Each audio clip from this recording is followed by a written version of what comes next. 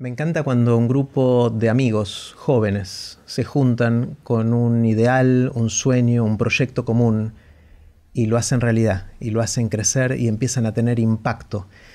Hoy me voy a dar el lujo de conversar con Facundo Álvarez Eduán. Facu es uno de los cofundadores del Gato y la Caja, que es uno de estos proyectos de jóvenes recién recibidos de la facultad que dicen vamos a cambiar el mundo y lo están haciendo. Es un proyecto que ya tiene 7 años, tiene una comunidad vibrante y tiene muchísimo impacto. Le voy a preguntar a Facu qué aprendió en todo este camino. Esto es Aprender de Grandes, el podcast donde comparto lo que aprendo mientras intento aprender durante toda la vida y lo que converso con gente que admiro. Hola Facu. Jerry, ¿cómo estás? Un placer conversar en persona. Después de tanto tiempo de virtualidad, juntarnos me encanta, y después de aquella primera vez que hablamos con vos, con Pablo y con Juan, que fue como hace 4 años, me quedé con ganas de hacerles más preguntas y en particular a vos hacerte más preguntas respecto a lo que están haciendo y lo que estás haciendo. Y en tu caso me encantaría saber qué aprendiste en estos ya 7 años de aventuras gatunas, de hacer cosas con el gato y la caja, tratando de hacer ciencia, de hacer investigación, de aplicar diseño, de comunicar y de tratar de, a través de esas 3 grandes palancas, tener algo de impacto. ¿Qué aprendiste en el camino? Y en particular también, ¿qué aprendiste respecto a generar comunidad alrededor de todo esto? Con respecto al diseño, o la interacción entre ciencia y diseño, o diseño en general, aprendí que existía. Claro, vos venís del palo de la ciencia. Nosotros en Ciudad Universitaria de Buenos Aires tenemos el pabellón 1 y 2, lo recorremos todo el tiempo, y después está el 3. Y lo único que sabemos del 3 es que si te pasás con el colectivo, tenés que volver una para atrás. Claro, esto para los que no saben, el 1 y el 2 es donde se estudian las ciencias exactas y naturales. Exacto. Ahí está la gente que estudia física, biología, matemática, ciencias de la computación, ciencias química, de la atmósfera, química y alguna que otra carrera más. Y el pabellón 3 es la Facultad de Arquitectura y Urbanismo, sí. La FADU. FADU.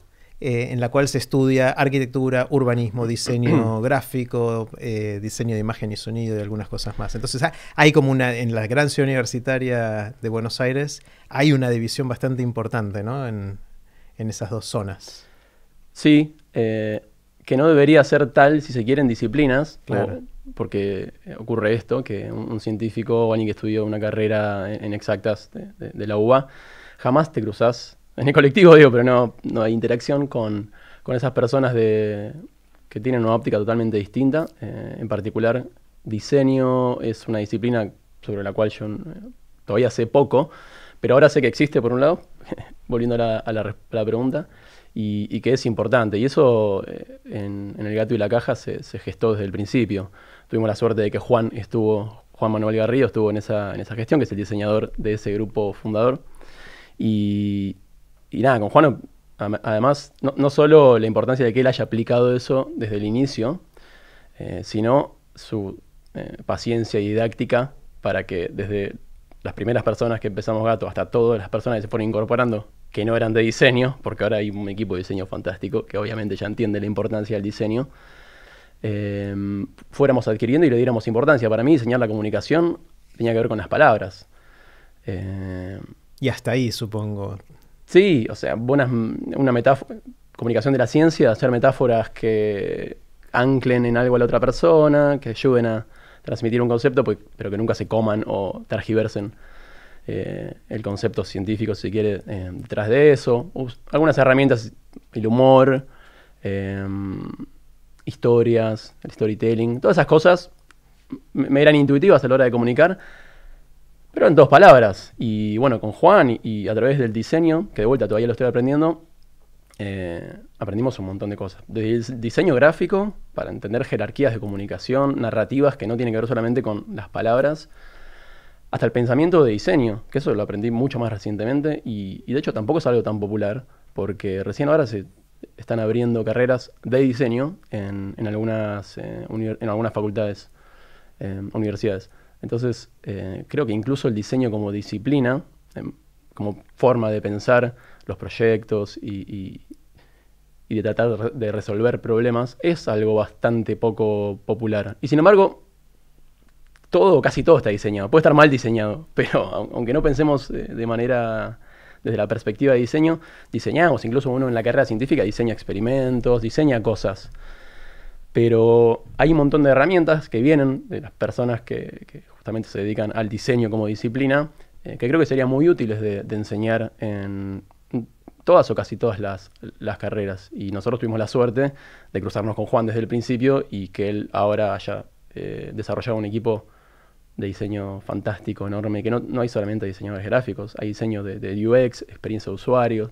Todo lo que hacemos en Gato está diseñado de alguna manera o pretende estarlo, desde la comunicación, los experimentos, otras experiencias dentro de la página, el diseño de experiencias justamente, ¿no? Como tratar de pensar en qué querés generar en otra persona, qué querés lograr. En ese sentido, el diseño tiene un montón de empatía y también de disolución un poco del ego, ¿no? Que también creo que comparte con la comunicación. Y eso también lo fui aprendiendo de intentar transmitir ciencia de manera efectiva. Como uno viene con una idea de yo quiero contar esto es importante, esta es la evidencia. Pero vos tenés que entender del otro lado que la persona que está dispuesta, ¿no?, a aceptar, empatizar, tratar de anclar con algo que le sea mucho más tangible que tu idea, que aprendí de alguna manera que a veces es más importante ganar en el sentido de el éxito, en este caso sería como que un concepto se transmita de manera eficiente, a tener razón. Bueno, tener razón la tenés vos. Cuando ganás en el sentido de que una idea lográs que se expanda, es algo que es compartido y que además es mucho más eficiente y es lo que querés lograr, porque en el fondo no querés que lo que vos decís te digan, sí, ahora te entiendo, ahora te creo. No, vos querés que esa idea, si crees en esa idea, querés que se expanda. De hecho, hasta querés que se discuta, querés que más personas se fijen si esa idea es tan cierta como vos crees. Entonces, hay una cosa de tratar de no morir en la tuya, en la comunicación, lo cual no quiere decir que todas las ideas sean válidas. Las ideas se discuten sin piedad, pero solemos caer en muchos sesgos, ataques personales, sesgos identitarios y un montón de cosas en donde la conversación se fue de lo principal que era discutir las ideas. Y eso también lo aprendí mucho con la comunidad de Gato. También que nosotros intentamos generar ese contexto. Pero en esa comunidad, de golpe nos encontramos con... Bueno, primero que había muchas personas que pensaban como yo y yo no sabía, ¿no? Esa cosa cuando caes en un recital de la primera vez que va una banda de afuera viaja por ahí a tu país, y dices, somos un montón, yo pensé que solo. Y todos conocen las letras y claro, cantan. Y... Ese sentimiento de comunidad que es hermoso, súper tribal, pero tribal en el buen sentido. Viste que hay algunas cosas del tribalismo que son horribles, como la otredad, ¿no? Y bueno... Cosas que seguramente debes haber hablado en algún momento con Guada Nogués. Pero hay cosas hermosas del tribalismo, el sentimiento de comunidad, de todos estar haciendo la misma cosa, creer en lo mismo, tener los mismos valores de alguna manera. Entonces un poco sentí eso y también sentí que había personas que no pensaban como yo, pero que en el fondo compartíamos valores. Entonces también aprendí que había mucha gente que no pensaba como yo, pero con la que se podía hablar, con la que compartía muchas más cosas de las que yo pensaba. Creo que intuitivamente, y esta es una de las cosas que me hubiera gustado saber antes, no sé si tiene que ver con este proyecto en particular, o con la madurez o del avance de los años, pero fui incorporando la idea de complejidad, digamos, ¿no? Tratar de no caer en el blanco y negro, sin justificar cosas en las que estoy totalmente en desacuerdo, pero sí tratando de ir al fondo de por qué alguien piensa o es capaz de hacer cosas que a mí me parecerían, por ejemplo, aberrantes, y no pensar que la otra persona lo hace porque es mala o porque es ignorante, sino porque, bueno, hay mil razones, ¿no?, por las cuales las personas somos distintas, desde la biología hasta nuestro contexto, nuestro crecimiento, y siendo todas esas dimensiones diferentes para cada persona, obviamente vamos a pensar todos distintos. Entonces, en ese sentido soy muy de pensar que el otro en principio es bueno y que puede estar confundido, según lo que yo pienso, quizás que es estar confundido respecto a una idea, pero no es que elige una mala idea, lo que yo puedo decir que es una mala idea, sino que las personas se encuentran con sus ideas y además tenemos miedos, compartimos un montón de cosas que también nos llevan a pensar de cierta manera y los miedos los compartimos todos. Entonces, no sé, para mí poder encontrar esa comunidad en donde es como un oasis, en donde se puede hacer una pregunta boluda o que quizás es políticamente incorrecta, pero no quiere serlo. Simplemente tengo una duda, hay algo que no entiendo. Y creo que se está dando mucho últimamente, en donde las personas cada vez preguntamos menos, porque está todo muy crispado y Da miedo preguntar. da miedo preguntar. Y obviamente hay gente de mala leche que pregunta estupideces en términos morales, como tipo, no sé, hay que respetar a los homosexuales. Digo, no digo que podés preguntar cualquier cosa. Hay cosas que están saldadas. Y si preguntás eso, digo, tenés que tener una buena razón. O sea, no. Pero hay otras preguntas que quizás son obvias para un grupo, pero no tanto para otras. Y el hecho de que solamente preguntar te lleve a ser atacado o atacada es un poco desalentador de la conversación y genera inseguridad psicológica. Me acuerdo ¿viste el estudio de Google que hicieron hace poco? No sé si lo hizo Google o lo hizo alguien de afuera. Trataban de estudiar los equipos más eficientes. No sé cuál era la manera de la medida de eficiencia, pero en resumen, lo que encontraron era que eran los equipos en donde había más seguridad psicológica. Y esto era en donde todas las personas sentían que podían hablar, podían tirar una idea, podían preguntar, y eso, una forma de medirlo era que estaba bastante distribuida la palabra. No es que 2 o 3 hablaban y el resto capaz que quería decir algo y no sé, por miedo o por inhibición o por miedo que le digan, la verdad que ese día es una estupidez, se callaban. Entonces, los grupos más eficientes son los grupos en donde las personas se sienten seguras psicológicamente. Creo que hay un poco de eso, por lo menos en internet o en ciertos ámbitos. Esto es toda una generalización, estamos todos embebidos en nuestra burbuja virtual y andás a ver, ¿no? Cuáles son todas las realidades. Pero una que yo veo es esto, que desde varios lugares, obviamente hay lugares con los que, a pesar de que les critico esto, que comulgo mucho más con sus ideas, digamos, no tengo una discusión por ahí de valores o de qué es lo que queremos, sino de cómo lo estamos llevando adelante. Y también ahí empatizar con ese cómo que uno cree que es equivocado, porque yo también hace un par de años comunicaba de manera mucho menos empática, creyendo que lo importante era lo que yo quería decir y no cómo repercutía en el otro, querer tener razón en vez de ganar en términos de, bueno, construyamos una idea en conjunto. Entonces eso, también pensar que todos estamos en procesos diferentes de la vida, tal vez algunos no pasemos nunca por ciertos procesos, tal vez algunos estamos más adelantados en algunos y estamos atrasados en otros, entonces creo que hay que evaluar todo el tiempo eso, viéndolo desde el punto de vista de esto, de como instancias en procesos, es, bueno, si yo creo que estoy adelantado en algún proceso, empatizar en vez de atacar a los que eran como yo quizás hace unos años, y también evaluar en qué proceso estoy atrasado, ¿no?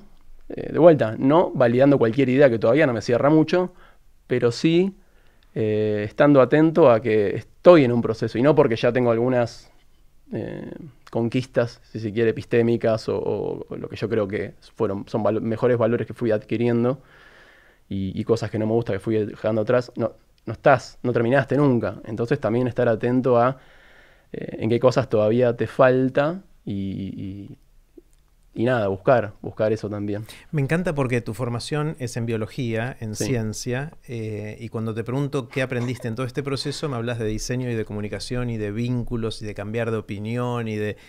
está buenísimo porque de alguna manera mi resumen es que el gato te enseñó cosas nuevas. Totalmente. O sea, vivir en este ecosistema o como quieras llamarlo, en este colectivo, en esta comunidad, te expuso a temas que quizás antes con la mente de biólogo y con la de formación profesional, de estar muy enfocado en lo que hace de manera estereotípica un biólogo, no está ahí y de repente está. Y no hablaste de ciencia dura en tu respuesta ahora a qué aprendiste en estos años, ¿no? Seguramente hay algo de eso, pero no es lo que primero te salió. Desde la ciencia dura aprendí obviamente a hacer investigación, pero incluso la investigación que hacemos en general, a veces hacemos las cosas porque nos divierten, también es un poco de eso, ¿no? El propósito de Gato es hacer, es ir, siempre decimos, con lo útil y lo agradable, ¿no? La ciencia tiene una función, creo yo, útil, que es aportar a resolver problemas de la humanidad. Porque puede, ¿no? Y creo que porque puede tiene que hacerlo, ¿no? No es que no le estoy pidiendo algo que no puede hacer, no, estoy diciendo que es tan potente para mejorar la vida de las personas que debe hacerlo. La ciencia no es una cosa, debemos hacerlo las personas. Pero, por otro lado, nos parece hermosa y a veces nos gusta hinchar las pelotas, como decimos, ¿no? Hay que divertirse también y no todas las investigaciones que hacemos es tipo, para mejorar nuestra toma de decisiones. Y tampoco pretendemos contar ciencia solamente para eso, ¿no? Porque no, para pensar mejor y pensamiento crítico, eso es importantísimo. Pero también hay una cosa experiencial y romántica de existir que también te la da un poco la perspectiva científica y nosotros también queremos hablar de eso. No todo el tiempo estás resolviendo problemas, ni como científico ni como ser humano. ¿Y cuál es el tipo de ciencia que hacen para divertirse? Dame algún ejemplo. Menos de la que yo quisiera. Más que para divertirnos es para evaluar cosas por ahí del comportamiento de la mente humana. Ajá. Que no están tan conectadas a mejorar algún problema o a resolver algún problema. Simplemente quiero saber cómo, no sé, cosas sobre introspección, como cosas más ligadas, seguramente tengan alguna implicancia, casi todo lo tiene, pero cosas muy conectadas a conocernos. Y bueno, si sirve para mejorar nuestra vida personal y la relación con el resto de las personas y lo colectivo, bienvenido. Buenísimo. Pero también hay misterios que tienen que ver con la experiencia humana y ni que hablar con misterios que tienen que ver con lo cósmico, que no tienen por qué ser útiles. No útiles en el sentido de resolver un problema, es simplemente wow. Pero si vos mirás la historia de la ciencia, es eso, es la curiosidad de la gente de tratar de entender cómo funciona el mundo, esencialmente, y la utilidad muchas veces vino o no vino, pero mucho tiempo después, ¿no? Totalmente. Y en ese sentido, bueno, hoy pensaba un poco también, estuve encerrado 10 meses, todos, pero bueno, yo me tocó... En tu monoambiente. En mi monoambiente. Porque tuvimos una conversación por Instagram. Exactamente. Y retomé ahora, en diciembre, enero, el contacto con la naturaleza. Y también me pasa eso que creo que no compartimos lo suficiente o no hablamos lo suficiente. Por lo menos las personas, ahora voy a ser absolutamente porteñocéntrico, ni siquiera porteñocéntrico, urbanocéntrico, gran ciudad, de lo alejados que estamos de cosas de la naturaleza. Y yo era muy escéptico de eso, ¿no? Porque también hay mucho naturismo o naturalismo romántico. Sí, o pseudocientífico, ¿viste? Como la dieta paleo, cosas como porque es natural, es bueno. Y no necesariamente, un león es natural y no es bueno, y hay cosas artificiales que son fantásticas. Pero estoy un poco más flexible con ciertas cosas muy, muy elementales que tienen que ver con... y que las puedo justificar. Todavía no investigué mucho sobre esto, pero hay un estado subjetivo de estar en contacto con la naturaleza que yo no sé todas las explicaciones que tiene, que las debe tener.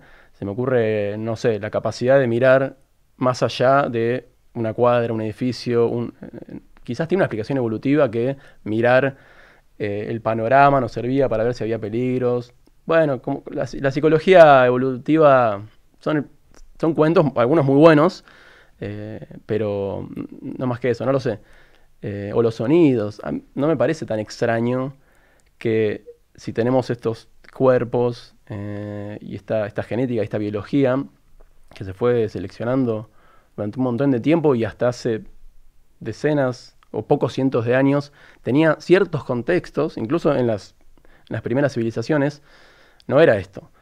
Entonces tampoco me extraña que si me pasa el 60 a todo lo que da por al lado con un motor gigante que no existió es un colectivo. Es un colectivo. Los que no viven en Buenos Aires, estás bien porteñocéntrico. Bien porteñocéntrico. Si me pasa un colectivo, un camión o vaselina, me toca la bocina, algo que no existió en toda la historia evolutiva. evolutiva. Y no me parece raro que mi cerebro de golpe dice, esto no tiene nada, esto no es natural, en el sentido, sí, poniéndome a favor de la naturaleza. Esto no es natural. No es natural no ver el horizonte, no es natural no ver la luz. Bueno, la luz artificial, cómo nos afecta. Hay un montón de cosas que creo que subestimamos, o yo subestimé mucho durante mucho tiempo, y creo que ahora las valoro mucho más, porque encima los elementos positivos que tiene una ciudad cosmopolita, gigante, que son, vas al teatro, vas a escuchar música, vienen todas las bandas, y no van a todas las ciudades, van a la ciudad grande de cada país. En pandemia no tenés nada de eso. Y de golpe me di cuenta de que no quiero decir lo único, porque a mí me encanta Buenos Aires, pero una de las cosas más valiosas que tenía esta ciudad, de golpe no la tenía, y estando un poco en la naturaleza en las últimas semanas, meses, me di cuenta de que cuando estás ahí en un río y no hay una bocina, y corre el agua, y están los pájaros y la cigarra, y después podés dormir mirando el cielo. No sé, hay algo más. Siento que para nosotros la naturaleza es como una cosa de turista. Vamos a la naturaleza. ¿Y vos qué te pensás que sos? ¿De dónde saliste? ¿Creciste? Tampoco es desarrollo. Evolucionamos, si se quiere, en esos contextos. Estamos hechos de eso. Vamos a la góndola y agarramos paquetes. No tenemos idea, como si fuera una... Bueno, ese es otro tema también, ¿no? Nuestra conexión con la naturaleza, nuestra desconexión con la naturaleza en términos productivos. No tenemos idea de dónde... Hace unos meses voy al verdurero y le pido una col, no me acuerdo qué col, y se ve que estaba con una hoja que yo nunca la había visto así, ¿viste? Entonces le digo, ¿qué es eso? Le digo, no, yo quiero una col. Y le arranca el tipo y me dice, es esto. Y me mira como diciendo, no tenés idea de lo que comes. Y me di cuenta de eso pasa. Tenía razón. Tenía razón. Yo no digo que tendremos que estar en las granjas produciendo nuestro alimento. Lo que digo es que en muchas dimensiones hay una desconexión con la naturaleza, que por un lado es un problema desde lo utilitario, porque en un momento, cambio climático, abastecimiento de alimentos y todo lo que la naturaleza nos da como un servicio. Pero además, para mí, una cuestión psicológica, casi espiritual, te diría, de cómo nos sentimos en un contexto natural. Hay muchos tipos de contexto natural. Creo que, de hecho, es más fácil saber qué cosas no son naturales, porque tiene un sonido fuertísimo, olvídate, luz todo el día, y no. Poco contacto vincular. O sea, hay un montón de cosas que no creo que lo podamos resolver. De vuelta, mientras tengamos esta biología, incluyendo la emergencia de la conciencia, que emerge de esta biología, mientras tengamos esta biología y esta conciencia que evolucionó en contextos tan diferentes, yo creo que sufrimos muchísimo estos nuevos contextos, incluyendo los nuevos medios de comunicación y de vincularnos. Entonces, ahí o vamos a tener, creo, para recuperar cierto bienestar, que volver a la naturaleza, o quizás algo pasa antes, que transformamos nuestra conciencia, entonces ya no necesitamos tanto eso, porque ya es otra cosa la conciencia, o algo en el medio.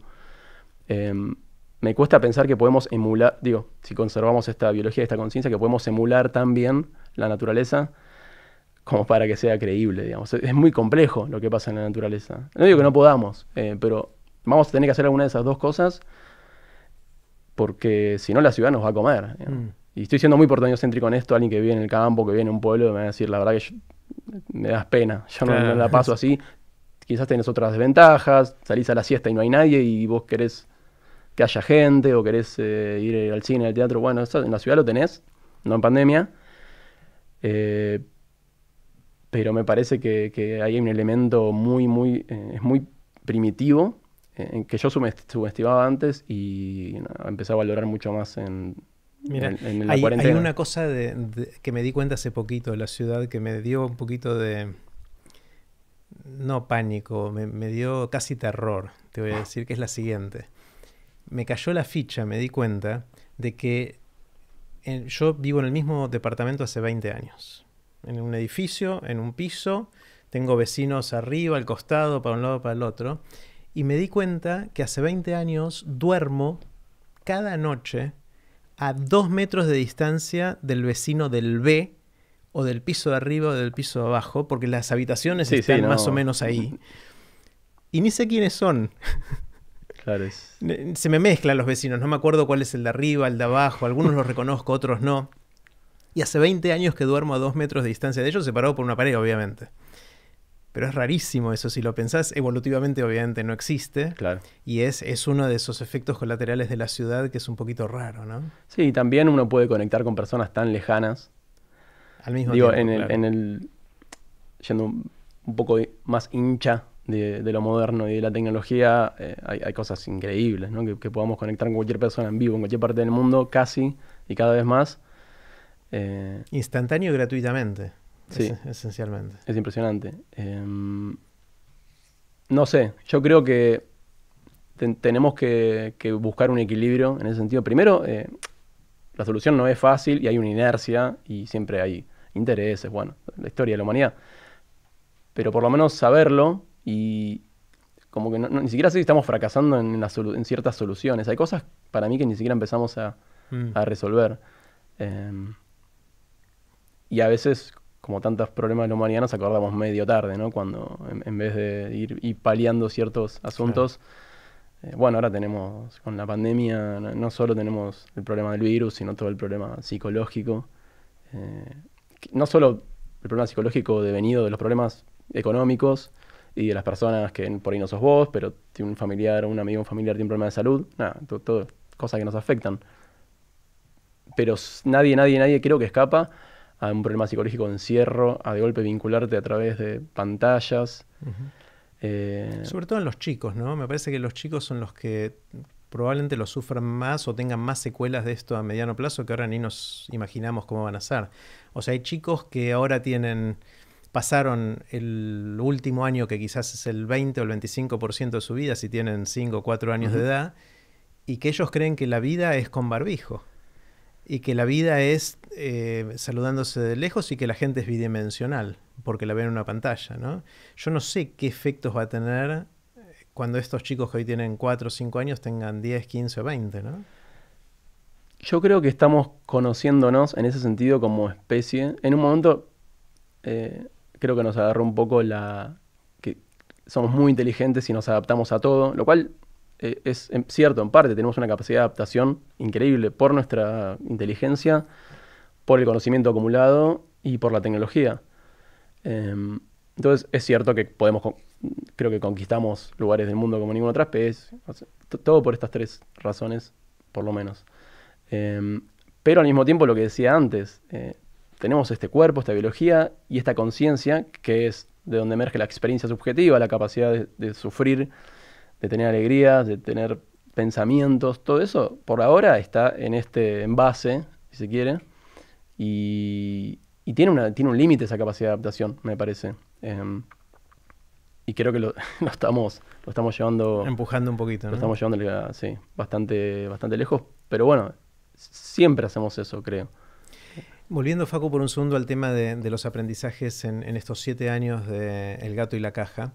Una de las cosas que admiro mucho de lo que están haciendo, entre todo El Gato y la Caja, y que yo soy parte también como parte de la comunidad, si querés, es esto justamente de generar comunidad alrededor de esta ciencia, del diseño, de la comunicación y que empiecen a pasar cosas en comunidad. Una de las cosas que me llama mucho la atención en general en el mundo es que cada vez estamos más en una modalidad de broadcast, de comunicación de uno a muchos.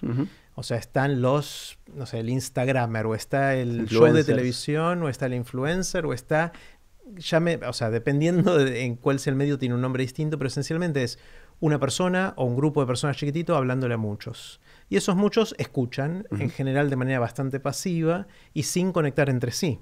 Claro. Con lo cual no son comunidades, son oyentes, o son televidentes, sí. Audiencias, depende como lectores, si es un libro. Yo creo que en El Gato lograron algo más de comunidad. Por lo menos así lo percibo mirando un poquito desde la periferia. ¿Cómo lo viven ustedes? ¿Qué aprendieron de eso? Y un poco intentamos eso.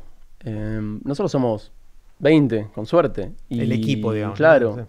Y queremos el objetivo es que la idea esta de compartir la mirada científica del mundo se expanda. Entonces, nosotros lo que tratamos de hacer es generar un contexto, que sí, eso lo tiene que hacer alguien, ¿no? Porque alguien tiene que escribir, alguien tiene que diseñar, alguien tiene que hablar, pero después, la verdad que si no hay una comunidad, no va a pasar. Y es cierto que es un poco un oasis por ciertas reglas que se fueron gestando de esto, poder preguntar, y no si el otro dijo algo que es una boludez quizás, puede ser calificado como una boludez, llevarlo, ¿no? A través de un proceso de pensamiento que sea compartir ideas y no matarlo de una.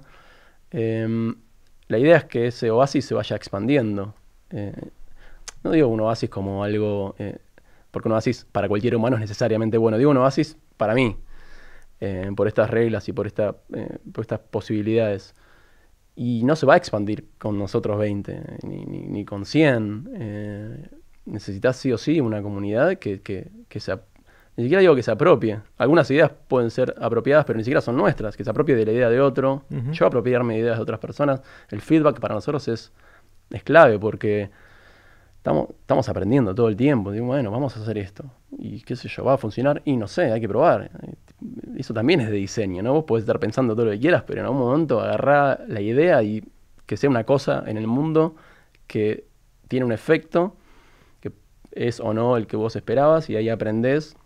Y en ese sentido la comunidad es parte esencial de eso. Y nos expandimos también a través de la comunidad. Y cuando digo nos expandimos, hablo más de esta idea, que ya ni siquiera es nuestra. No lo era. Creo que si hay algo que hicimos es intentar generar un contexto y aprender todo lo que se puede de cómo se hace eso y encontrarle también un modelo de negocios, ¿no? A eso, digo, claro. porque es un proyecto ¿Y que... eso lo encontraron? ¿Es sustentable económicamente lo que hacen? ¿Pueden vivir de esto? Increíblemente sí, cuesta un montón y es como...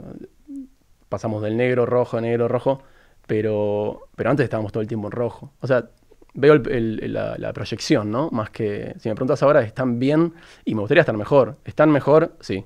Es como... y eso tiene que ver con... creo yo, también con dos cosas que proponemos, que es la generosidad, pero no la generosidad en el sentido de el contenido es para todo el mundo. Para nosotros estas ideas son importantes, no vamos a poner un paywall, que es eso que llegaste hasta acá, si querés seguir leyendo, suscribite, pagando.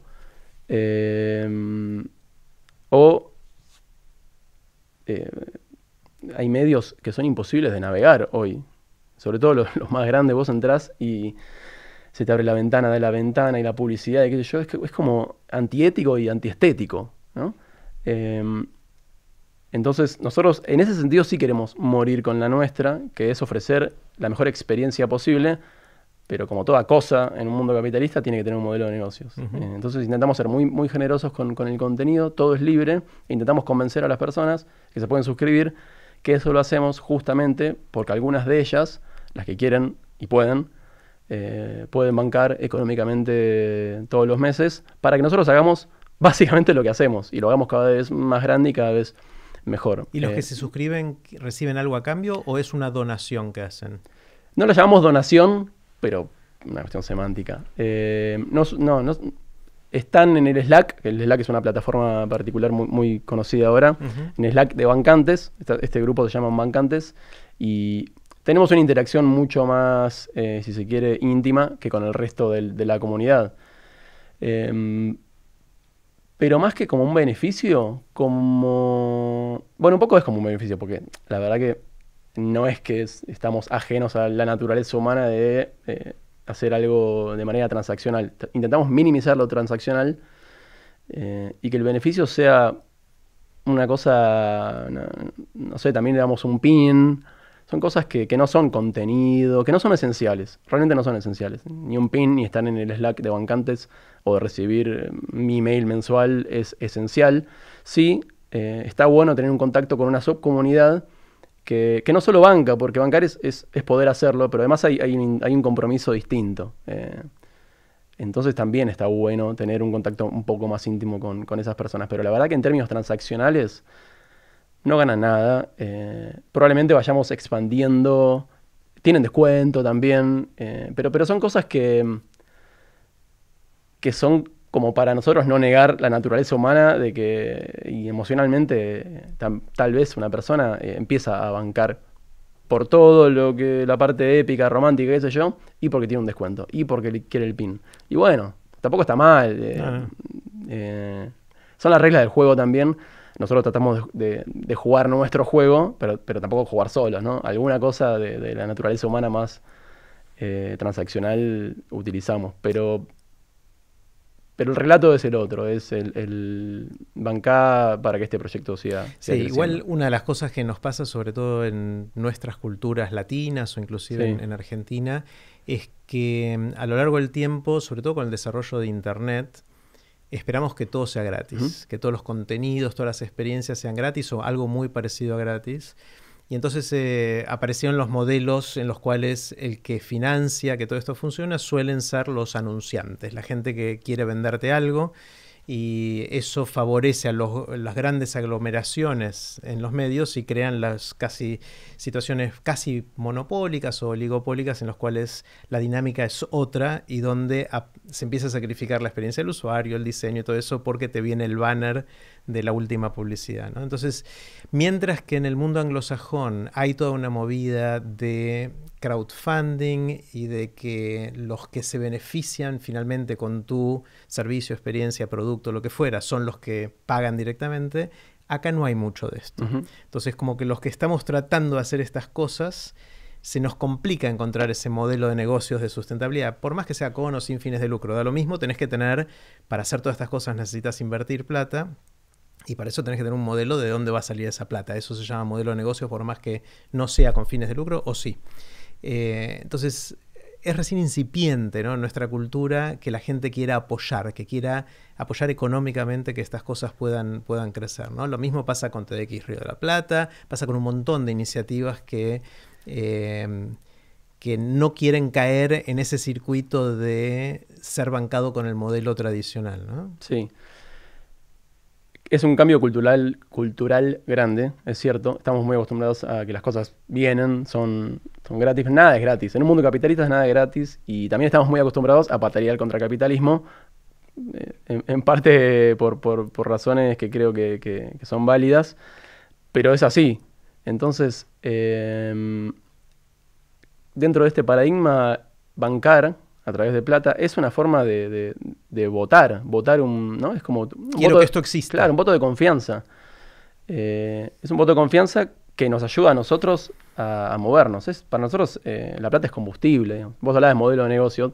Fíjate que si vos no estás más o menos dentro del mundo de emprender y de cómo hacer que algo sea sustentable, pensás que el concepto de modelo de negocios es cómo hago plata. Claro, ¿no? Cómo genero profit, ¿no? Como rentabilidad. ¿Cómo hago guita? Rentabilidad. Sí.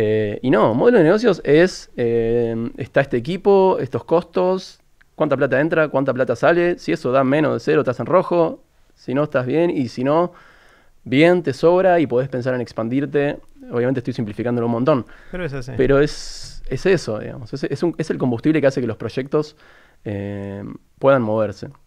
Y también, más hablando de emprender en medios, o del modelo de negocios de los medios, tiene un problema grande eso que vos decías, porque, bueno, primero por la aglomeración, ¿no? Y la unificación de voces, la poca heterogeneidad de opiniones.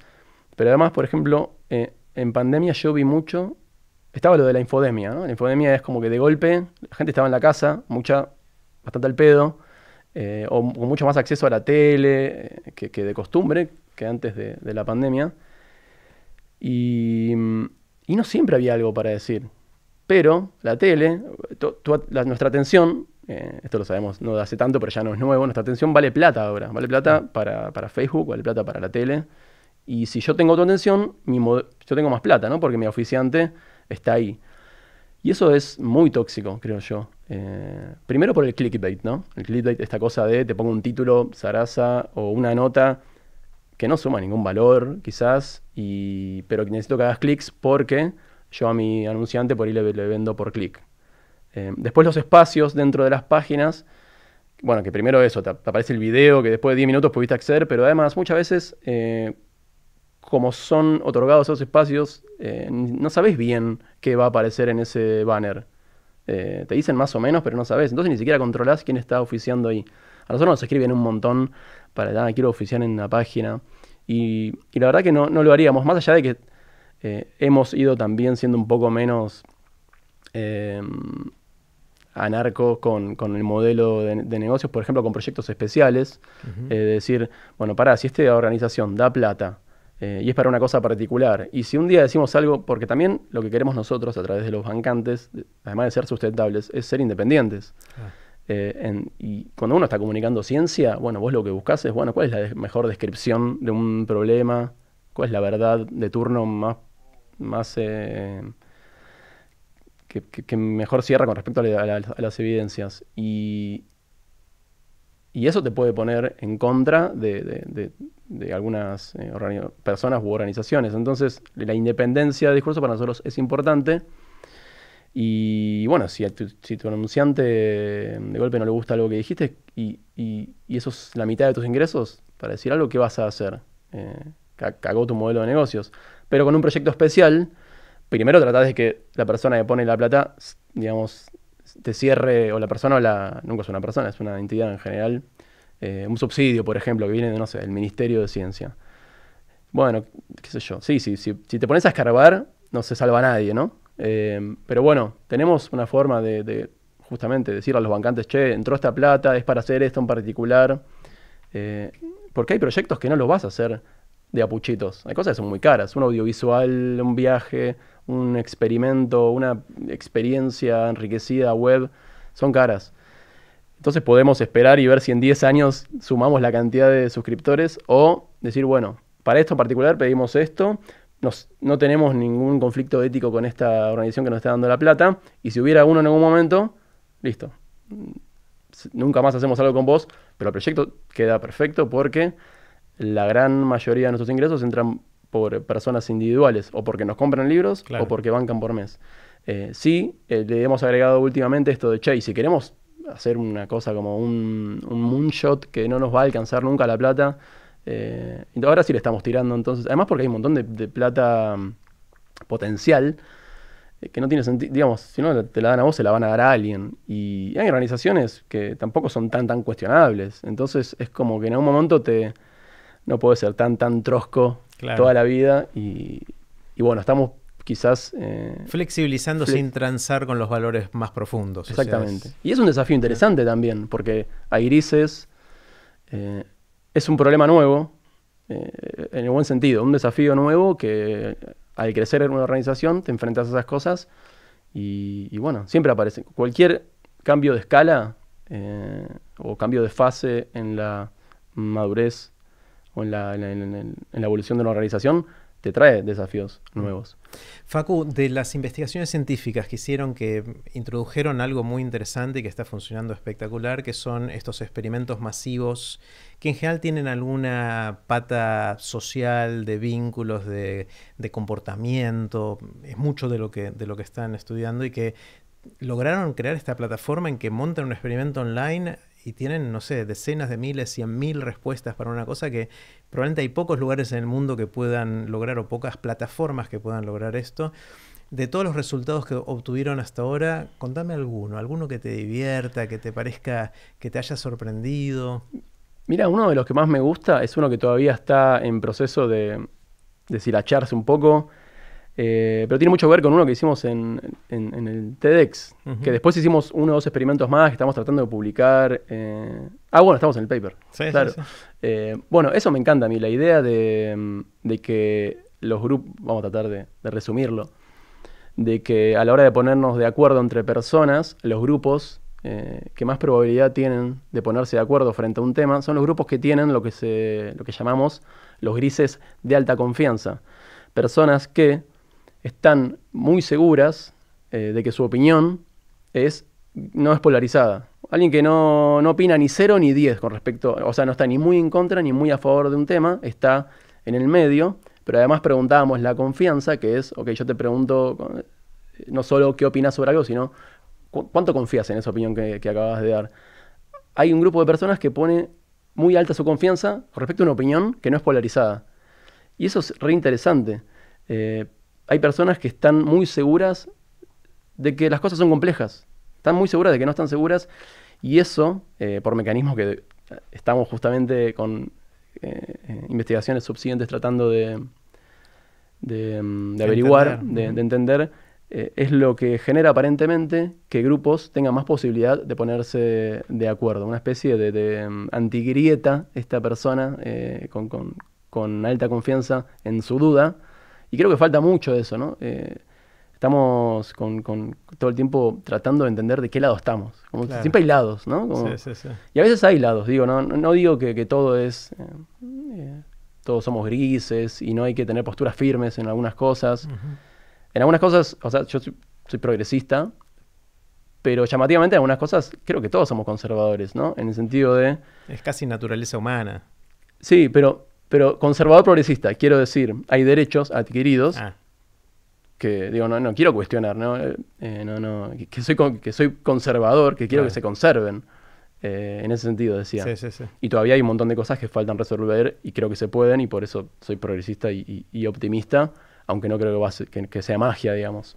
Tengo cierta confianza en la naturaleza humana porque creo que hay ciertas verdades morales, si se quiere, que como toda verdad, en algún momento no se puede tapar el sol con la mano, en algún momento va a salir a la luz. Así como si la Tierra gira alrededor del Sol, como siempre, en algún momento alguien lo iba a averiguar, por más que todo, si avanza, si la humanidad sigue y sigue el desarrollo tecnológico y cultural, eso en algún momento se va a saber, digamos. No podés negar eso.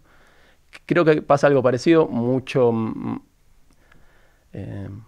discutible probablemente, pero yo confío en que hay verdades morales y que, por ejemplo, la idea de disminuir el sufrimiento de los seres sintientes va a ser una idea cada vez más popular, no menos. Pero puede fallar, digamos. O sea, y volviendo a que tenemos esto, creo que lo hablábamos en el vivo de Instagram, el poder de las ideas para bien y para mal. Uh-huh. Volviendo a que tenemos esta biología y de esta biología emerge la conciencia. Esta biología es igual muy parecida a la biología que hizo, que logró atrocidades a lo largo de la historia. Y por eso también hablábamos aquella vez de tratar de pensar la historia de manera en primera persona, del plural, como nos pasó, ¿no? No es que le pasó a un grupo de humanos, no. Nos pasó como seres humanos. Claro. Me encanta ver la historia en ese sentido, de la humanidad, de la vida, también entendernos como seres vivos que están en esta etapa de la evolución. Y bueno, también, como si que quiere, de manera más cósmica, también somos el resultado de cómo se desarrolla el universo, ¿no? Uh-huh. Porque también a veces, así como nos escindimos de la naturaleza, como vamos a la naturaleza, como está el universo, ¿no? El cosmos, como si no fuéramos parte del cosmos. Hay una cosa ahí quizás medio, no quiero caer en cosas New Age, pero hay una cosa ahí espiritual, una espiritualidad escéptica, si se quiere, o agnóstica, o secular, que creo que también hay que retomar, sobre todo en las personas que no nos reconocemos con partidos únicos, políticos, religiones, instituciones clásicas que tienden a tener ciertos dogmas. Creo que podemos encontrar relato, comunidad, incluso espiritualidad, narrativa en cuestiones que tienen que ver con la naturaleza, el cosmos y la naturaleza humana. ¿A dónde venía eso? Que creo que hay ciertas verdades morales que tarde o temprano van a salir a la luz. Esto de si cada vez entendemos más cómo las experiencias subjetivas pueden lograr bienestar, o en el otro extremo, sufrimiento, cada vez entendemos más eso desde lo objetivo. Conocemos más de neurociencia, de psicología y de un montón de cosas. En algún momento, al entender tanto eso, ¿cómo no vamos a estar todos de acuerdo en que disminuir el sufrimiento o procurar el bienestar de los seres sintientes sea una verdad que hay que perseguir? Sí, eso siempre y cuando la empatía, la capacidad de ponerse en el lugar del otro y sentir lo que siente el otro, le gane el instinto de ganar, de supervivencia, de cuidarme a mí, a los míos y que no me importe tanto el resto, ¿no? Totalmente. Y al día de hoy, o sea, por un lado a veces soy optimista en la dirección que vos decís y por otro lado reconozco que a pesar de todo el desarrollo que tenemos, nos sigue importando muchísimo que le vaya bien o mal, que se sienta bien o no, que sufra o no alguien cercano, pero alguien que está 3 pasitos más allá no nos importa nada, ¿no? Es que no... Yo estuve pensando mucho en eso. Y no son mutuamente excluyentes porque si vos le das la misma bola a tu hijo, vos que tenés hijos, que a un pibe cualquiera, yo no sé si eso es... O sea, es raro también. Es muy raro, ¿no? Ese Alguien, sería otro extremo, ¿no? Claro. Vos tenés hijos, o sea... yo puedo ser tío de las personas, pero alguien tiene que ser padre. Uh-huh. Y es importante que alguien le dé full atención a un grupo chiquito de personas, porque también son importantes esas personas, pues si no, ¿quién lo va a hacer? Como asegurarse eso.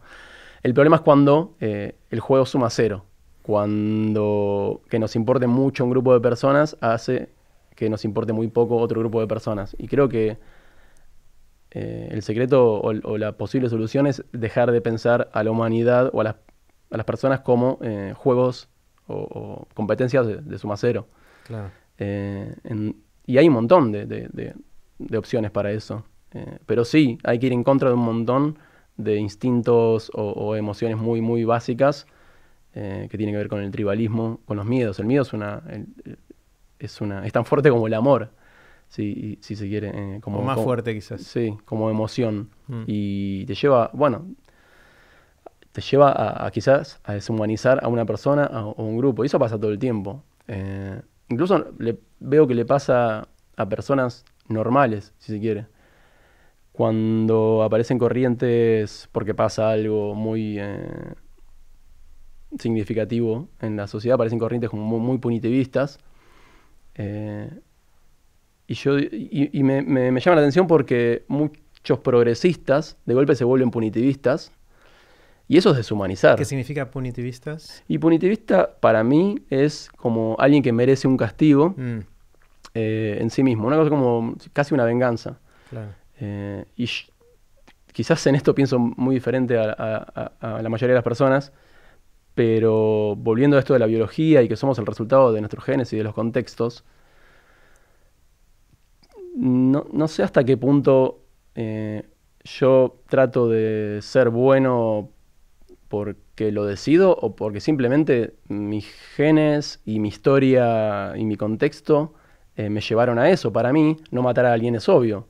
Y entonces, si alguien mata a alguien o alguien viola a alguien, me parece tan extraño que a mí me parece obvio que esa persona tiene un problema mental. Como si vos estuvieras viendo una visión acá.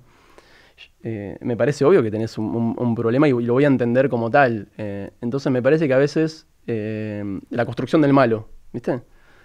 Que siempre lo asociamos con deshumanizar, no sé, en la época del nazismo, ¿no? Como la sociedad alemana y otras sociedades de Europa deshumanizaban a los judíos. Y entonces una vez que vos deshumanizás a alguien, es muy fácil querer eliminarlo, porque ya no es humano. Entonces, de la misma manera que tratamos mal a los animales. ¿Por qué? Porque los deshumanizamos, bueno, también no son humanos, pero los entendemos como seres que tienen una experiencia subjetiva que no es algo que haya que considerar de igual manera que la humana. Y cuando logramos hacer sufrir o querer eliminar a un humano o desearle lo peor, estamos haciendo eso con un humano. Y creo que a veces lo hacemos con humanos que hicieron cosas terribles, pero no deja de ser deshumanizar. Y obviamente no estoy diciendo que las dos cosas son igual de graves, pero sí digo que hay que estar muy atento cuando deshumanizamos quienes creemos que deshumanizar está mal, porque a veces yo veo eso. Y obviamente es una emoción si matan a tu papá en un robo. Y obviamente que vas a querer lo peor, parece. Pero investigar la historia de esa persona y cómo no es que vos no matás a alguien para robar porque tuviste la misma vida de esa persona, los mismos genes, y decidiste activamente no hacer eso. Esa persona llegó a eso por razones que no se justifican, pero se explican. Y bueno, no sé cuál es la solución a eso, pero por lo menos contemplarlo, porque me parece que simplificamos mucho. A veces aparece nada, uno que mató a alguien de manera nefasta, y está bien que nos parezca un hecho aberrante, pero me preocupa a veces las respuestas a hechos aberrantes, que son muchas veces también más aberrantes. Sí. La tensión ahí es que si lo llevas al extremo, uno deja de ser responsable de sus propios actos. Sí, ese es el problema también. Y entonces ahí se vuelve complejo porque podemos derrapar como sociedad, ¿no? Absolutamente. Pero tengamos esa discusión, como me parece interesante. Y obviamente hay que hacer algo con una persona así. No digo que esa persona puede estar suelta, pero no como una venganza, sino porque ¿qué nos hace pensar que no se puede repetir eso? Claro. Bueno, y también está los castigos y premios, ¿no? Yo no sé de derecho penal y seguramente tengo una lógica de que supuestamente las personas, por el miedo a tener, y por eso las penas para cosas... Esa es una interpretación bastante racional del ser humano, que sabemos que no funcionamos tan así, ¿no? Claro. Y cuando vos ves las cárceles, están llenas de pobres y de personas con problemas mentales. Claro. Entonces, es lo que estamos haciendo con esas personas en vez de ayudarlas. O quizás estamos haciendo las dos cosas, pero cuando se mandan una, las mandamos a probablemente lo que sea el infierno en vida. Entonces, volviendo al progreso de las verdades morales, yo creo que esas ideas, no puedo, tengo confianza y esperanza en que esas ideas van a ser cada vez más populares y, no sé, cosas como los animales a nuestro servicio y comer animales, o encerrar a la gente en cárceles en las peores condiciones. Para mí las cárceles deberían ser lugares espectaculares. O dejar que gente se muera de hambre cuando hay suficiente comida para darle comer a todo el mundo, ¿no? También. Totalmente. Sí, cosas que, como con esto de los conocidos, desconocidos y los desconocidos, yo creo que hay, no sé si llamarlos desconocidos, conocidos, pero cosas que yo espero que van a ser cada vez más populares e inevitables, que transformen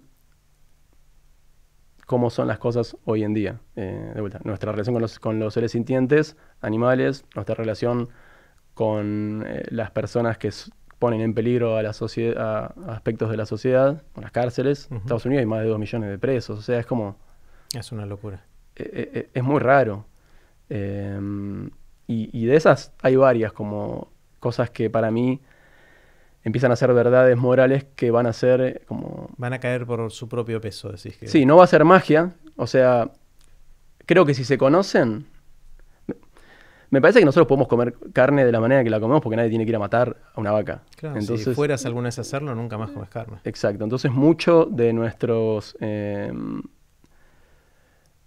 pífies morales, si se quieren, tiene que ver con que no sabemos o con que no queremos saber. Pero de vuelta, cuando cada vez sea más conocida, creo que una cosa buena que tiene Internet es el acceso a la información. Obviamente no siempre se da así, pero yo creo que las verdades morales o epistémicas, digamos, o del mundo natural no moral, si se quiere, tarde o temprano van a salir a la luz. Entonces es como que yo soy optimista, pero no creo que sea magia, digamos. Así como no es magia que las verdades no morales van a salir a la luz. Hay que investigar, hay que hacer ciencia al respecto. Lo mismo digo con la investigación sobre cómo deberíamos vivir. Y creo que cómo deberíamos vivir tiene que ver con, de vuelta, disminuir el sufrimiento de seres sintientes. Y sabemos cómo hacerlo. Es difícil y no lo vamos a hacer un día para otro. Y no puedes cambiar el sistema productivo un día para otro ni de golpe liberar millones de presos. Pero sí podés hacer un plan de transición hacia vivir. Nada, o sea, hay que traer el futuro lo antes posible, sabiendo que vas a tardar. Y es importante saber que vas a tardar, porque si no, vas a querer una transformación un día para otro, y cualquier transformación parte desde donde estás.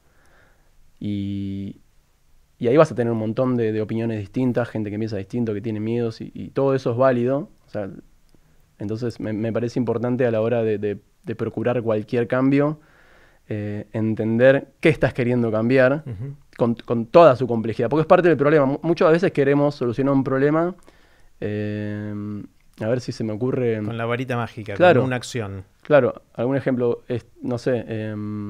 Bueno, uno es el de la pobreza, que obviamente es uno de los problemas sistémicos más profundos que tenemos y que tiene un montón de variables, un montón de causas, y no es que hay una palanca que moves y de repente estamos bien, ¿no? Y claro, eso me trae la idea de complejidad, de Claro. que no es... Vos tocás una cosa y se toca todo, y es muy importante, creo que eso es un concepto que nos deberían enseñar también, así como el diseño. Los sistemas complejos. Sí, sistemas complejos. O sea, cómo las cosas... Pero sin caer en... Es complejo, ¿viste? La frase como es complejo, entonces no hacemos nada. No, Claro. hagamos. Pero entendamos que van a aparecer, que hay muchos más elementos probablemente de los que consideramos, que tocando estos que ya vimos, se van a mover otros, van a aparecer. Y eso me parece clave. Entonces, me parece que hay que ser un poco más realista a la hora de transformar. Que no quiere decir conformismo, esto es así, y entender qué incluye el así, que va a incluir todas las cosas que no te gustan, pero que son parte, solo podés partir desde donde estás, para una transformación personal o más o social, sin justificar de dónde... Obviamente hay una cosa que querés cambiar, estás en contra de eso, pero estar en contra de eso no quiere decir que querés ir hacia otro lugar, no negarlo en este momento. Claro. Y eso creo que tiene que ver un poco con complejidad, con asumir los problemas enteros, porque no vas a poder cambiar el problema si no, porque te pensás que estás resolviendo un problema que en realidad eso no es el problema que querés resolver, y eso te lo vas a encontrar tarde o temprano, el problema entero, digamos. Claro. ¿Sí? Lo que me encanta, Facu, del gato y la caja es que están creando un ecosistema y una maquinaria asociada a ese ecosistema para avanzar la frontera de todo lo que estamos hablando ahora, ¿no? De usar la ciencia, el diseño y la comunicación para tratar de mover un poquito la aguja en esa dirección que conversamos. Y me encantaría saber qué pensás que haría falta para que el impacto que tengan se multiplique por 100 o por 1000. ¿Qué es lo que falta para que el gato tenga 1000 veces el impacto que tiene hoy en los próximos años? Es una buena pregunta. Plata seguro, porque cualquier cosa que hagamos, o sea, si queremos multiplicar... Es parte del combustible que necesitamos. Claro, vamos a tener más equipo, hay que pagar los alquileres, así que, bueno, las cosas triviales como el dinero, seguro. También paciencia, volviendo a lo de antes, entender que hay una velocidad de crecimiento que quizás es más lenta de la que uno quisiera, de la ansiedad, pero tal vez es la mejor, porque vas aprendiendo y ese feedback permanente también te ayuda a corregir y no a pegar saltos gigantes de golpe sin haber aprendido. Llegar a un lugar en donde te falta mucha información para el lugar al que llegaste. Entonces yo creo que paso lento pero firme. Y bueno, yo creo que tendríamos que abordar más plataformas, que también es una cosa a veces medio abrumadora. Aparece TikTok y... Clubhouse, claro, o este o el otro, que todos los días aparece una nueva. Y eso desde los generadores de contenido te debe pasar, que es, bueno, ¿a cuántas nos vamos? La verdad que si vos querés llegar a más lugares, si hay personas que están en cierta plataforma y están mucho ahí y no están tanto en otras, y obviamente está bueno llegar ahí. Pero hasta qué punto, y ahí te decía, bueno, uno elige las batallas paso a paso. Entonces, en un mundo ideal me gustaría que estemos en más plataformas, pero al mismo tiempo esa pretensión es infinita, porque van a seguir apareciendo. Pero bueno, estar en más plataformas, no sé si en todas, pero creo que multiplicarnos en plataformas estaría buenísimo. También una cosa que un poco la empezamos a hacer, pero todavía medio tanteando, es tener más impacto en las políticas públicas. Esa es otra cosa que aprendí con el gato, que uno a veces tiende a hacer dos cosas. Por un lado, subestimar al técnico, ¿viste? Como que todo es fácil desde la tribuna decir, pero ¿por qué no pones aquel? Y obviamente es más complejo, más difícil. Pasa un poco con la política, ¿no? Que es obvio lo que hay que hacer, y si no lo hacen es porque no quieren o porque son incapaces. Y yo aprendí que por un lado eso, que es más difícil de lo que parece, algunas cosas, pero por otro lado hay cosas que que no se piensan y no se hacen realmente. Entonces me gustaría que ciertas perspectivas del uso de la evidencia para tomar decisiones y para el diseño de políticas públicas sea más evidente y más reclamado por la sociedad. Entonces creo que poder influir de alguna manera, no sé bien cómo, pero creo que eso nos expandiría. No sé en qué medida 10 pero creo que sí tendría mucho más impacto, ¿no? Porque si un ministerio de algo o algún municipio de golpe, vos le decís, che, me parece que va por acá y te dan bola y funciona, bueno, tuviste impacto. No sé si 10 en términos de seguidores o de... También eso, ¿no? ¿Cómo se mide, no? Cómo se mide el impacto es interesante. Es interesante, vos sos un influencer, tiene un montón... Y está bien, pero ese influencer desaparece mañana. ¿El mundo cambia? Entonces me parece que... de manera tanto individual como social, a veces queremos cosas que no sé si queremos. Y creo que hay que estar atento también a cuáles son las métricas que nos imponen un poco desde afuera. También saber que el mundo es de una manera y negociar un poco como con esa realidad. Pero no sé si un impacto 10 es necesariamente un impacto 10 en seguidores, por ejemplo. Quizás sí, pero me gustaría más cuestionar que veamos cuáles son las dimensiones que realmente son interesantes y valiosas a la hora de poner la energía y los recursos de un proyecto o de un movimiento. Está genial. Facu, quiero hacerte preguntas cortitas. Las preguntas son cortitas. Tu respuesta podés tomarte el tiempo que quieras, Dale. obviamente. Y la primera es la del viaje en el tiempo. Suponete que viene un amigo tuyo del pabellón 1 que estudió física y que finalmente diseña y fabrica la primera máquina del tiempo. Este amigo tuyo o amiga te va a decir, Facu, te voy a dejar que hagas un viaje a donde quieras y a cuando quieras. Pasás un tiempito ahí y después volvés al aquí y a la hora. Bien. La pregunta es, ¿irías al futuro o al pasado? Yo al pasado no iría nunca. Me parece que es una mala idea ir al pasado no sé, no hay antibióticos, no hay vacunas, no hay bidet. Digo, hay que tener cuidado con idealizar el pasado. Porque la modernidad tiene cosas que son muy, muy cómodas. Y además, lo puedo leer, digo, son cosas que no es lo mismo estar ahí y vivirlo, pero si es por lo que pasó, tengo acceso a eso. Ahora, eso me lleva a responder que iría al futuro, porque realmente no hay manera de saber nada sobre el futuro porque no sucedió. Igual es un experimento mental, ¿no? Y al futuro iría...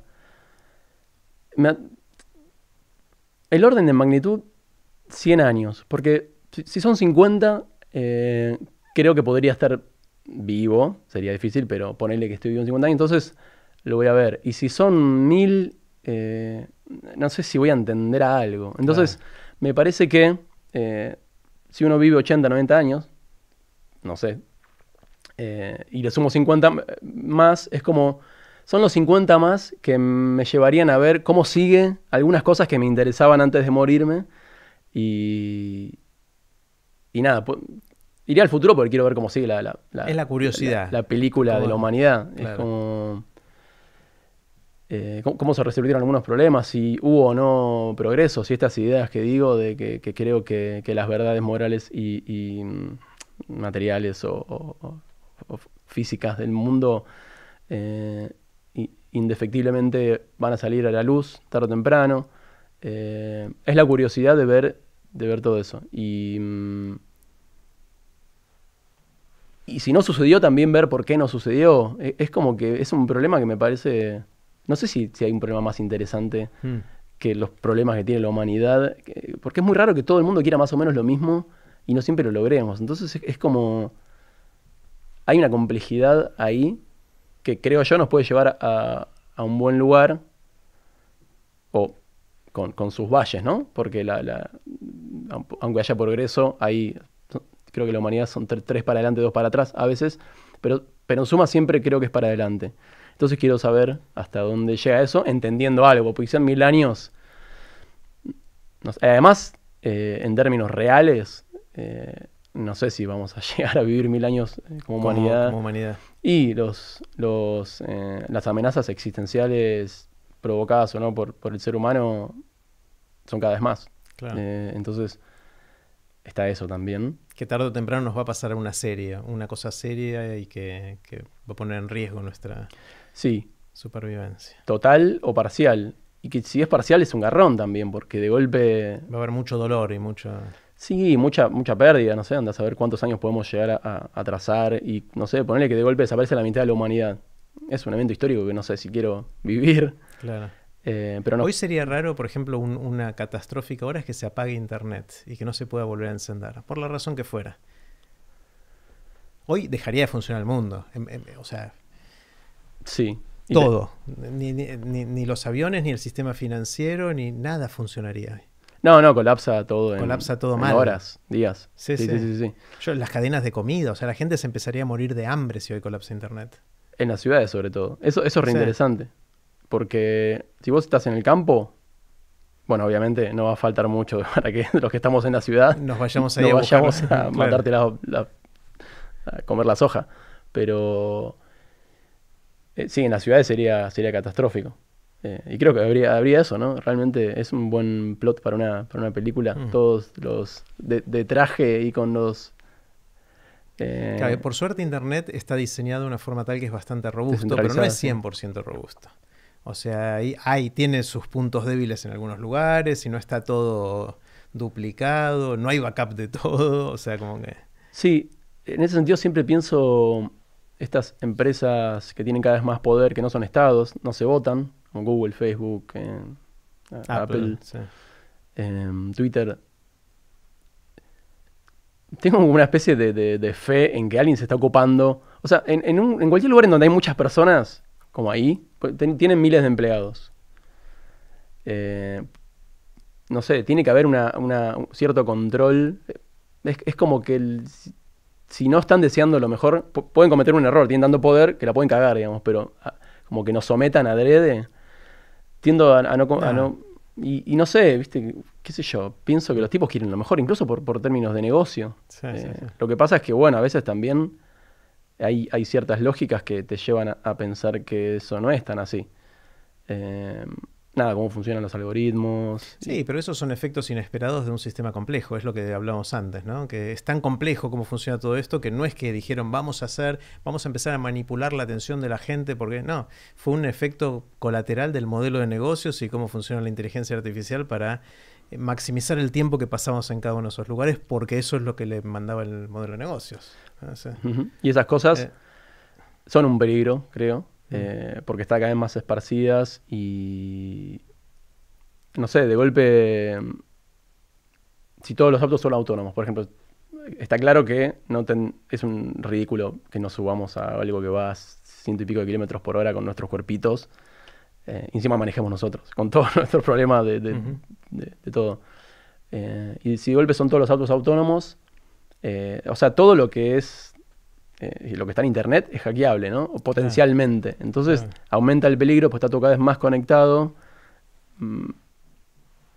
Y la posibilidad de un ataque, si se quiere, virtual a cosas, es mucho mayor que antes. Y eso no existía antes. O sea, un pueblo, sí, una guerra, te prende fuego todo, pero es muy difícil atacar al mismo tiempo muchas cosas. Y con internet se puede. Claro. Y bueno, por otro lado, el riesgo nuclear que siempre estuvo, pero que de eso no hablamos mucho en este país porque en este país tenemos una suerte tremenda. O sea, tenemos cosas terribles, como que la mitad de la gente es pobre, pero hay cosas que no nos pasan. Estamos en la punta del mundo, no somos tránsito ni de narcotráfico, ni de conflicto entre países, no hay etnias o religiones tan enfrentadas. Hay un montón de cosas que son ventajosas. Entonces no hablamos de algunos problemas que nos pueden llegar a afectar. Bueno, también no hablamos porque no tenemos mucha injerencia, entonces para qué vamos a perder el tiempo. Pero la amenaza existencial a nivel nuclear es cada vez más grande. Lo que pasa es que, bueno, nosotros no pinchamos ni cortamos en esa, pero si se pudre, se pudre para todos. Se pudre para todos. Sí. Facu, ¿qué te hubiese gustado saber cuando empezabas, que no sabías, que ahora sabes? ¿Qué le dirías al Facu más joven? Creo que algo en relación a esto de la complejidad, Mm. como que, como que vea un poco más allá. Eh, que está bien la pasión y el ímpetu, pero que no sea tan... que no trate de simplificar las cosas porque las cosas son más complejas.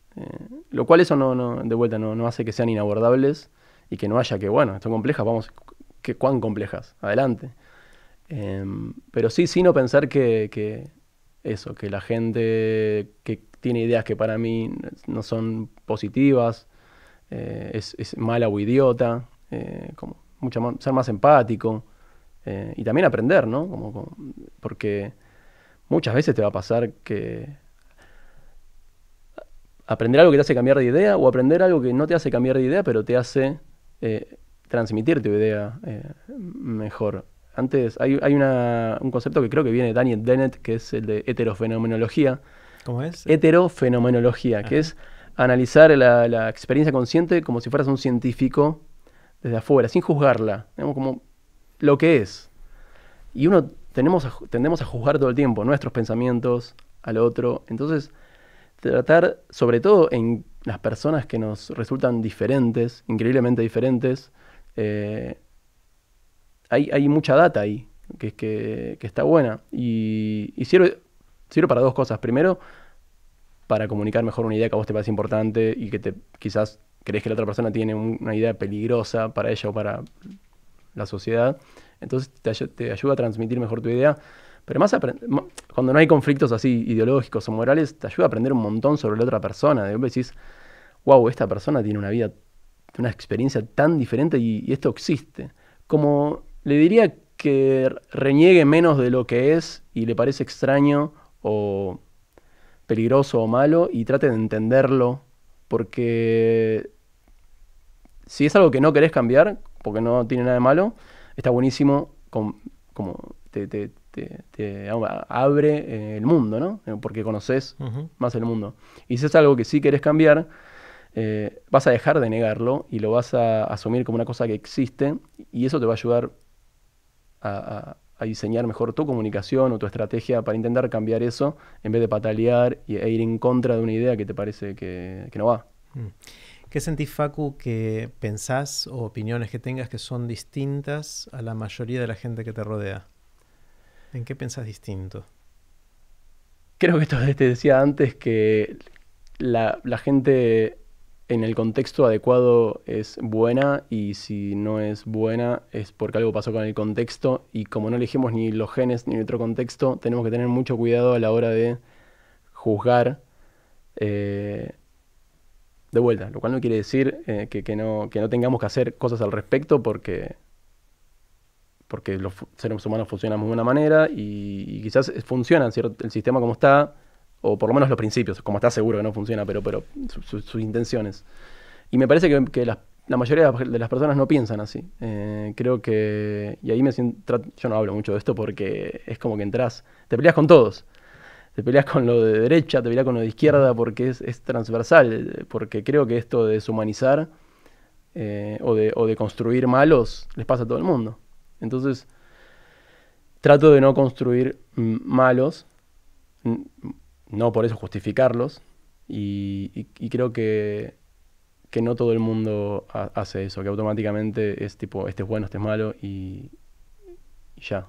O sea, de alguna manera querrías ser un gris con alta confianza, con lo que hablamos antes. Esto de que ponerte en algún lugar en esta tensión respecto a prejuzgar o ignorar, digamos, o ser punitivo en un extremo y en otro ignorar, y pararte en algún lugar en el medio que permita unir esto, ¿no? De alguna manera. Sí, pero es muy difícil. Yo sé. Es muy difícil porque todos tienen razón. Es lo que hace el gris de alta confianza. El gris de alta confianza no genera consenso porque dice, no, vos estás diciendo una boludez, vos estás diciendo una boludez, yo tengo razón. Sino los dos tienen razón. Claro, los dos tienen razón. Entonces, nada, volviendo al te matan a tu viejo en un robo y vos tenés razón. Te sacaron a lo más parecido, o llevarlo a un extremo a un hijo. ¿Cómo no vas a pensar que el tipo le tiene que pasar lo peor del mundo? No, eso no te va a devolver a tu hijo.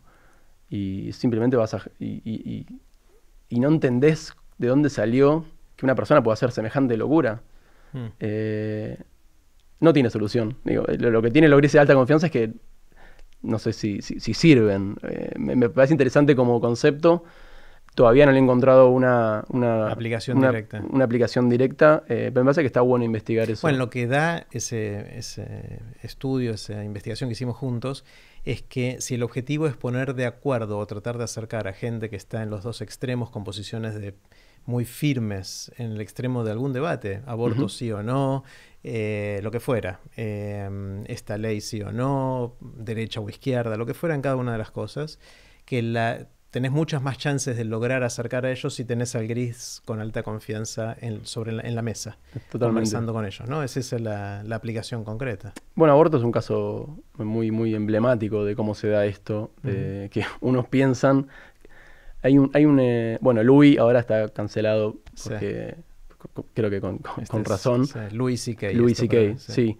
Pero tiene de los últimos pre-cancelación, tiene uno muy bueno, en donde obviamente él está a favor de la despenalización del aborto, pero está muy bien cómo transmite lo que siente una persona que está en contra del aborto, y es que para esa persona vos estás matando a un bebé, cosa que no harías. Entonces, si no entendés eso, no entendés lo que piensa la otra persona, o de un lado tipo asesinos de ingenieros, y del otro lado asesinas de pibas, es como que ese tipo de discursos no sirven para nada. Y no son ciertos. No son ciertos porque ninguna de las dos personas piensa realmente eso. Entonces, eso me trae a lo que decíamos antes de, si vos querés resolver un problema, tenés que entender, primero la ciencia. En ese caso, para mí no es tan complejo porque la ciencia está para mí mucho más a favor de un lado que del otro. Obviamente a favor de la despenalización. Pero justamente parándome del lado de estar a favor de la despenalización, no sirve para nada que yo le diga a alguien que está en contra que quiere que las pibas mueran. Porque si yo le pregunto, ¿vos crees que no quiere eso? Entonces es mentira, es una caricaturización de una posición que genera daño. Yo entiendo también de dónde viene la bronca, ¿no? Y llegar a decirle eso a una persona. Pero hay que ser mucho más pragmáticos, creo, en ese sentido. Igual estoy hablando de afuera porque obviamente sin útero es muy fácil. Pongo el ejemplo porque es muy... No porque me interpele, sino porque es muy conocido. Creo yo, por eso ponía el otro ejemplo de que te puede matar a tu viejo en un coso. Pero bueno, quedémonos con este ejemplo, hecho el disclaimer de que no soy una voz de esto. Creo yo que es mucho más efectivo no decirle a la otra persona algo que no es, porque se ponen las dos personas a la defensiva. Si vos atacás a alguien. Claro. Entonces, sí, creo que hay un diálogo, a pesar de las diferencias, es clave, por lo menos para entender a otro. Porque muchas veces creo que la falta de entendimiento es porque... o mejor dicho, las diferencias no son tales, porque estás teniendo diferencias con algo que en realidad no sabés qué es. ¿Cómo podés saber que sos diferente a algo que ni siquiera averiguaste bien? Obviamente vas a ser diferente a una persona que quiere que las pibas mueran. Pero vos le preguntaste si esa persona quería eso. Más allá de que la consecuencia de lo que opinan sea eso. Es importante saber qué piensa esa persona. Porque despejamos las cosas y caemos en el problema de verdad. Entonces empezamos a discutir sobre las cosas. Y no porque vos sos peronista y vos sos católico. Pues ahí empezamos a hablar de otras cosas y se parecen capas y nos atacamos personalmente. Creo que eso es el tipo de cosas que no ayudan a ninguna conversación. Por eso para mí es importante que las conversaciones se den en el aspecto de la mejor evidencia disponible y cuáles son los valores morales básicos. Porque si tu valor moral es Dios, la palabra de Dios, no es una conversación como transmisible, porque no podemos tener una conversación alrededor de eso.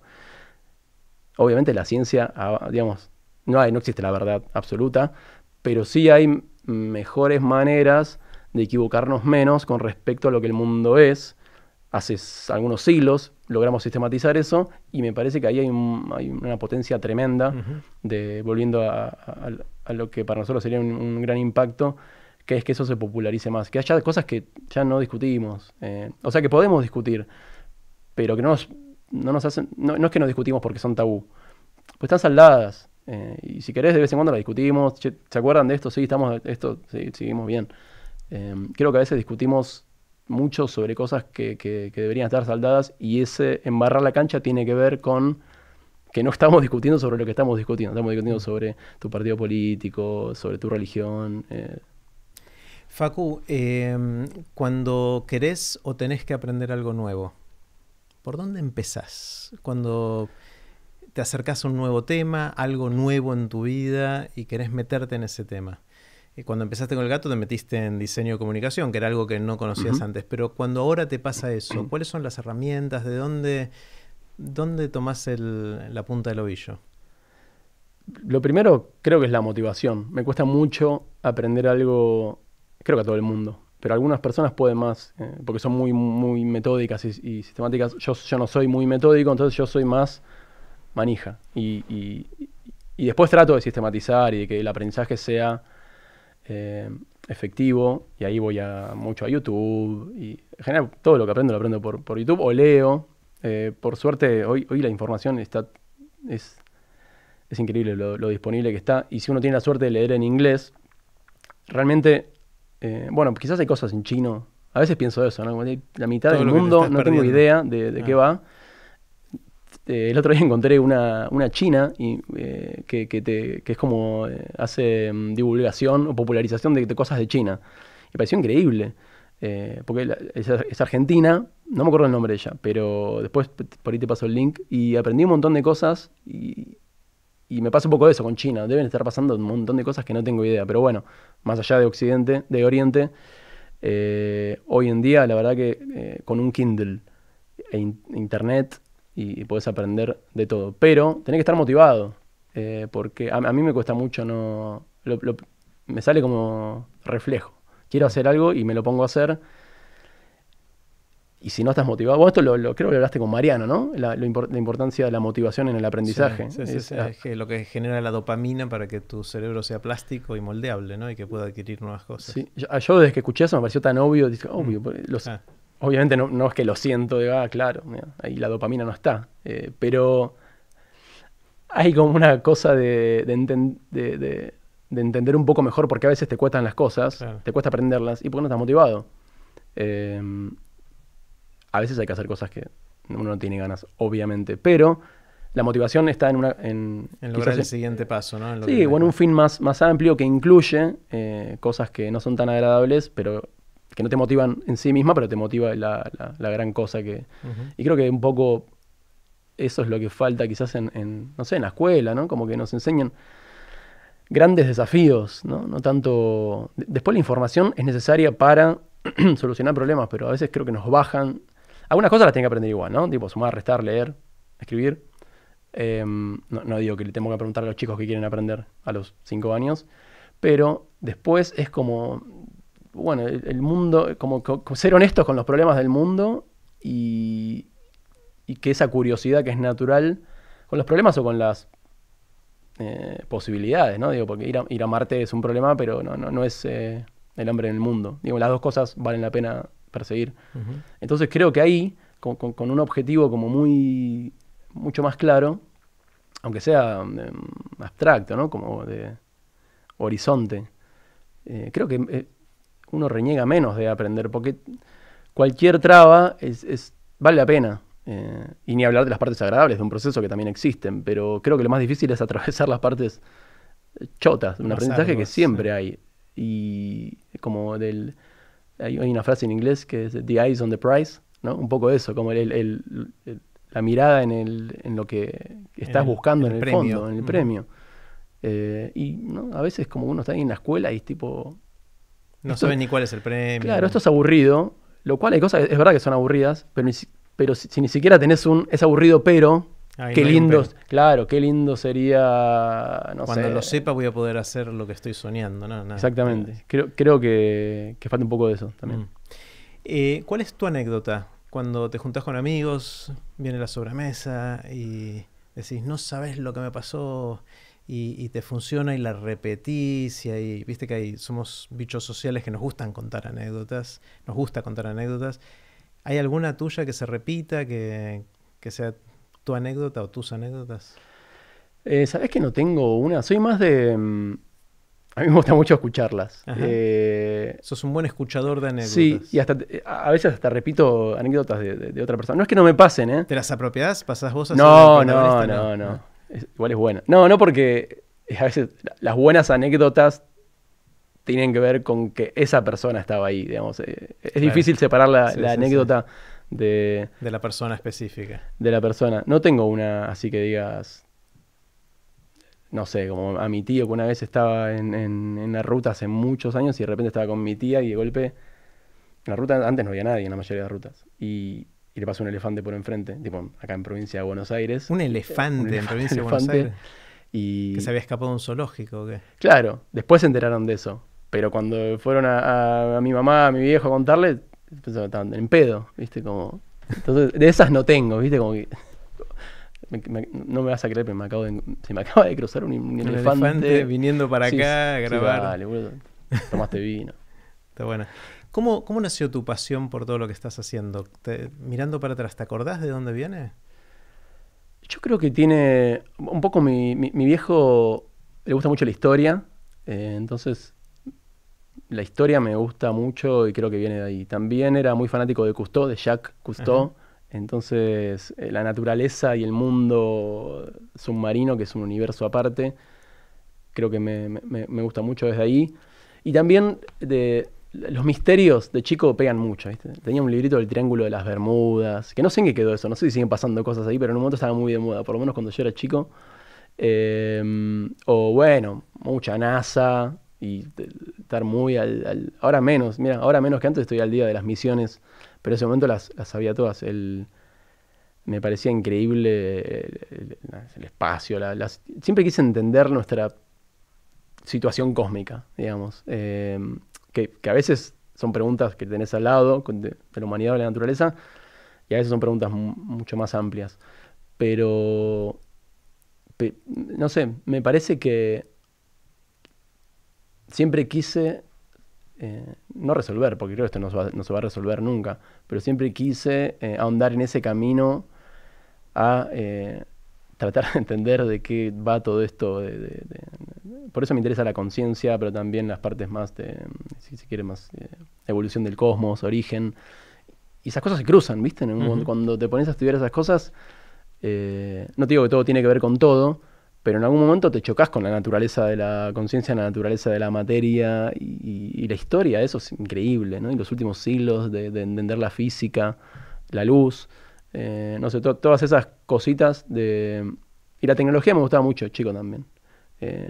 Ahora, como la cosa futurista, ¿viste? Como saber qué va a pasar.